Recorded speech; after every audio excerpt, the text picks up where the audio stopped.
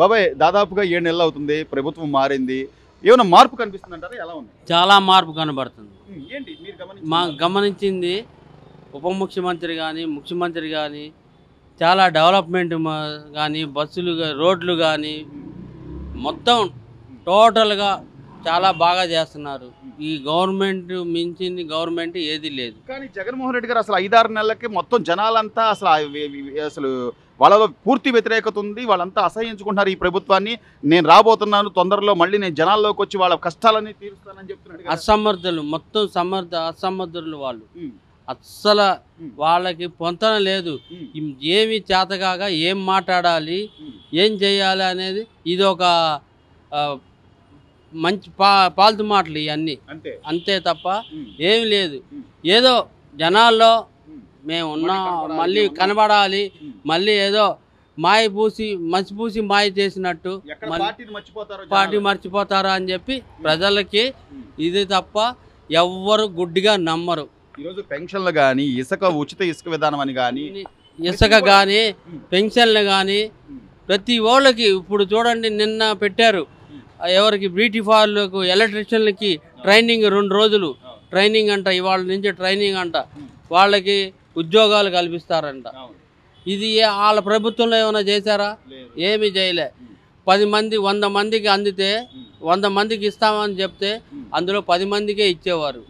ఆ 10 మంది మేము ఇచ్చాం అన్ని డబ్బులు ఇచ్చాం. ఈ 100 మంది ఈ వేల కోట్లు ఎక్కడికి వెళ్ళిపోతున్నాయి? నువ్వు 100 కోట్లు ఖర్చుపోతే 1000 కోట్లు అటు వెళ్ళిపోతున్నాయి వెనక నుంచి.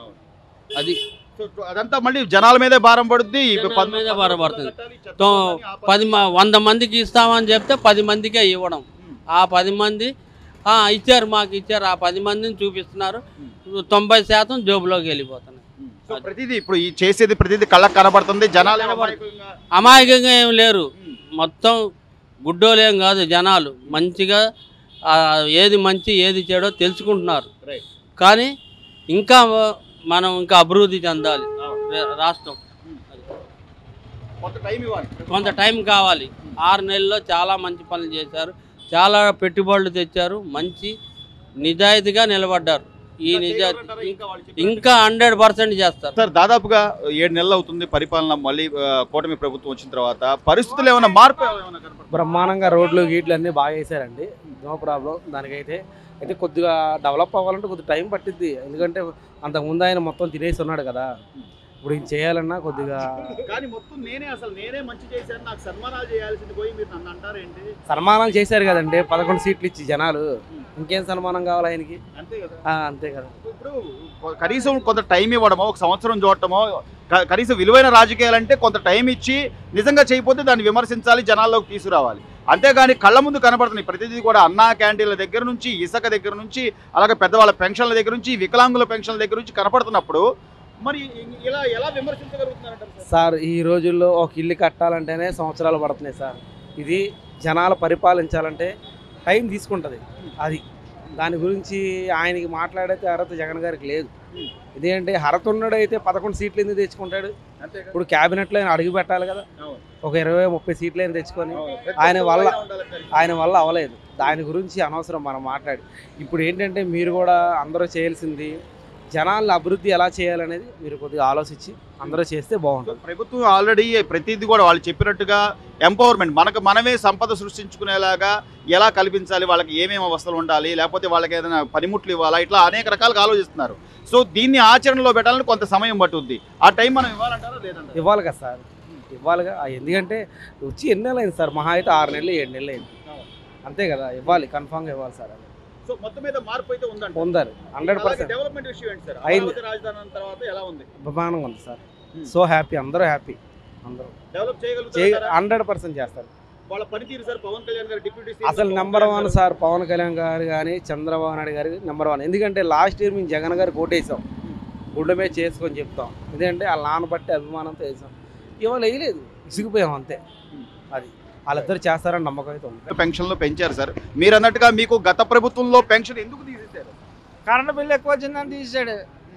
అది అసలు కరెంటు బిల్లులకి నేనే కట్టుకుంటున్నాను కానీ నాకేం ఆడేం ఇవ్వట్లేదు. కానీ నేను 3000 కానీ 5000 ఇవ్వాల్సిన నేనే కట్టుకుంటాను. వాళ్ళకి 4 ఎకరాలు ఊరికొక బంగ్లాలు ఊరికొక ప్యాలెస్లో ఉండొచ్చు రాజకీయ నాయకులకి. మాకు 38 గజాలు ఉంటే సొంత ఇల్లు ఉంటే తీసేయాలంట. వెళ్తేనేమో లేదంటున్నారు. అక్కడ తప్పించేసిన తర్వాత ఇంకేముంది, వాళ్ళకేమో 100 కోట్లు 1000 కోట్లు దోచేసుకున్నారు. రోడ్లు కనీసం లేవు. పోనీ మాకు పెన్షన్ లేకపోతే పోయింది, రోడ్లు కూడా లేవు, ఏమీ లేవు, మౌలిక సదుపాయాలు లేవు. కనీసం బతకడానికి అడుక్కు తినాలా రోడ్డు మీదకి వచ్చి, అది కూడా అమ్మేసుకొని అడుక్కోవాలా. గతంలో మరి రాజశేఖర రెడ్డి గారు ఉన్నప్పుడు కానీ లేకపోతే ఇంతకుముందు ఏ ముఖ్యమంత్రులు ఉన్నప్పుడు కూడా మీకు కరెంటు బిల్లు వచ్చిందనో, మీకు కారు ఉందనో, లేకపోతే మీకు ఇల్లు ఉందనో పెన్షన్లు తీయలేదు కదా సార్. అది కనీస సామాజిక బాధ్యత. అది తీయలేదండి, ఏదో కొర్రీ పెట్టి తీసేసేవాడు అంతే.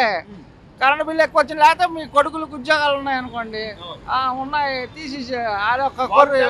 మనకి అసలు ఈ విధానం జగన్మోహన్ రెడ్డి గారు కరెక్ట్ అంటారా? రాంగ్ అండి, 100% రాంగ్ అండి. కనీసం కార్పొరేటర్ స్థాయిలో లేను వ్యక్తి ఒకడు ఉన్నాడు, సజ్జల రామకృష్ణారెడ్డి అని. వాడు కనీసం కార్పొరేటర్ స్థాయిలో కూడా గెలవలేడు. మరి మేము ఇస్తాం కదా సలహాదారులు మమ్మల్ని పెట్టుకుంటే 410 మందిని పెట్టుకోవడం ఎందుకు? నేను 1,70,000 నాకు ఇచ్చి ఒక కారు ఇస్తే నేను సలహాలు చెప్తాను. కానీ సార్, అంటే జగన్మోహన్ రెడ్డి ఈ రోజు ఓడిపోవడానికి 11 సీట్లకే రావడానికి కారణం ఏంటంటారు? కారణం ఏంటంటే వెనక తబలా బ్యాచ్ తయారవుతుంది. అది అండర్ గ్రౌండ్ లోకి వెళ్ళాలి. పూర్వకాలంలో రాజులు ఏం చేసేవారంటే రాత్రులు మారువేషాల్లోకి వెళ్ళి నిద్రపోయేవారు. ప్రజల్లో రాముడు దేనికి గొప్పవాడయ్యాడు? ఒక సకలవాడు నిందేశాడు కాబట్టి భార్యని మనం రాజ్యాన్ని త్వజించి నిరూపించుకొని వదిలేశాడు. భార్యని వదిలేసి ఆయన కూడా ఇదైపోయాడు. అలా ఒక చిన్న నింద, అందుకని మనది రామరాజ్యం అయింది.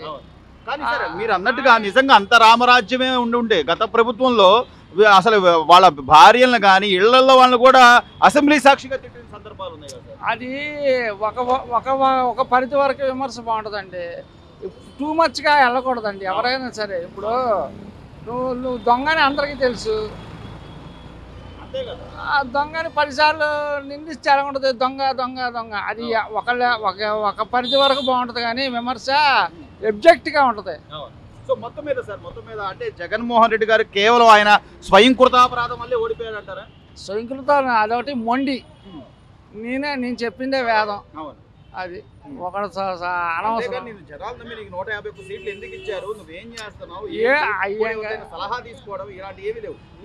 జనాలు ఎంగిలి మెతికి వేసేస్తే వాళ్ళు ఏదో గొర్రెలాగా వేసేస్తారు అనుకున్నారు. ఎరా ఎందుకు వచ్చింది తలకాయ నొప్పి అని సైలెంట్గా బటన్లు నొక్కేసి వెంకయ్యనాయుడు గారు అన్నారు, వీడు మీరు లోపలికి వెళ్ళి ఏం చేయవసరం లేదు, సైలెంట్గా బటన్ నొక్కండి తీర్పు ఇవ్వండి అన్నాడు వెంకయ్యనాయుడు గారు. 170 వచ్చేస్తాయి అన్నారు జనాలు కూడా.